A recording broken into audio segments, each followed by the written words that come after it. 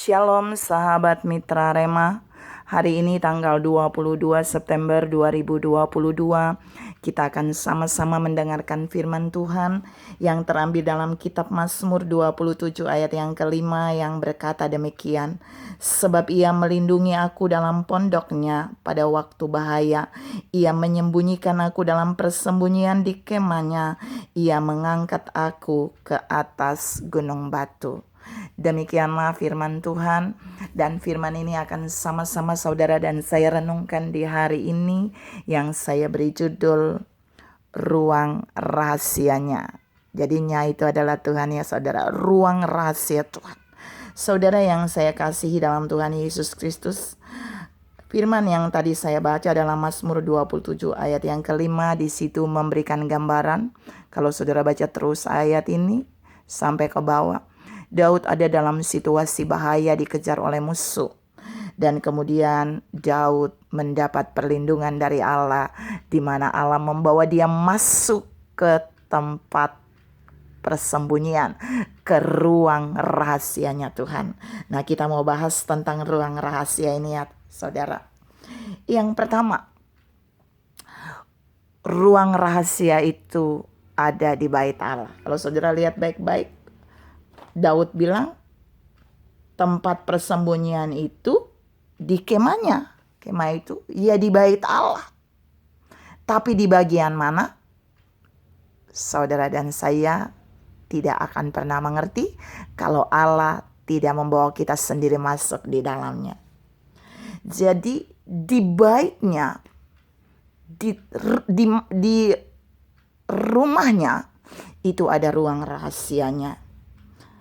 Yang kedua, di ruang rahasianya ini, saudara dan saya, jika mau masuk ada alat deteksi yang bisa meloloskan saudara dan saya masuk ke ruang rahasia itu atau tidak. Mazmur 24 ayat yang ketiga sampai 4. Alat deteksi itu akan merujuk, akan mendeteksi tangan saudara dan saya, akan mendeteksi hati kita, lidah, bibir, mulut kita. Kok bisa ya? Dan jiwa kita. Tangan yang kotor gak akan bisa masuk. Hati yang tidak murni gak bisa masuk. Bibir yang bohong, yang punya sumpah palsu gak bisa masuk. Dan yang tidak mendapat perkenanan Allah tidak akan bisa masuk di ruang rahasianya.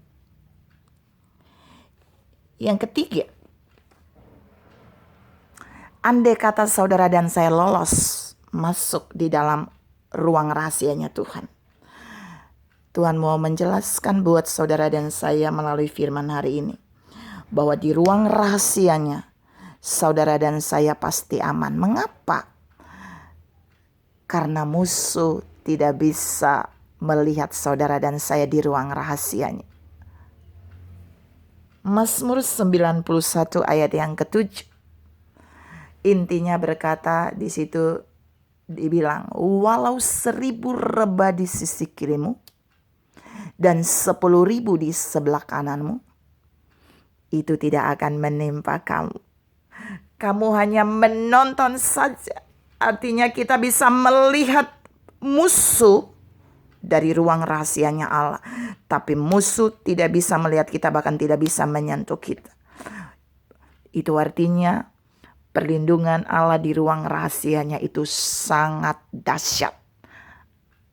Kedap suara tidak didengar.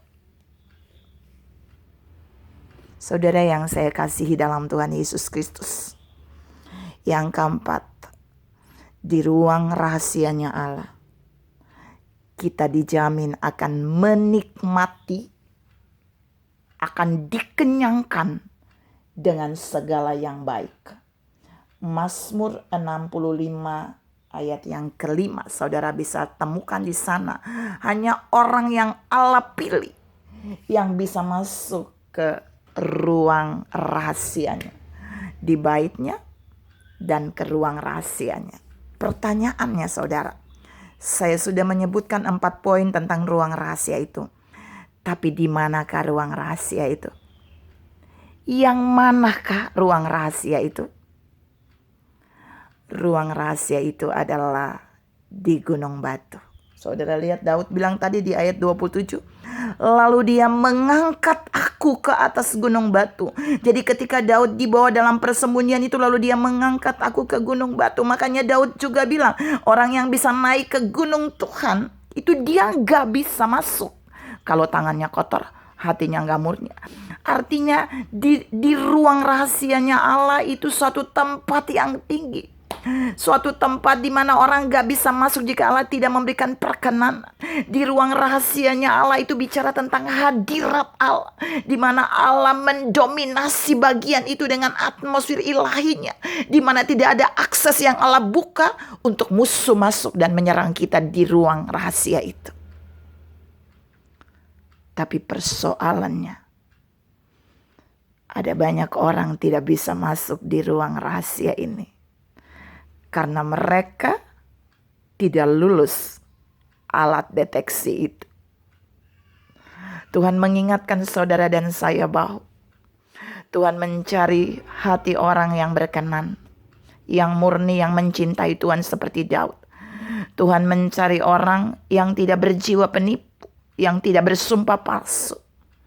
Tuhan mencari orang yang tangannya bersih, tidak melakukan kejahatan, tidak mengambil bagian yang bukan miliknya.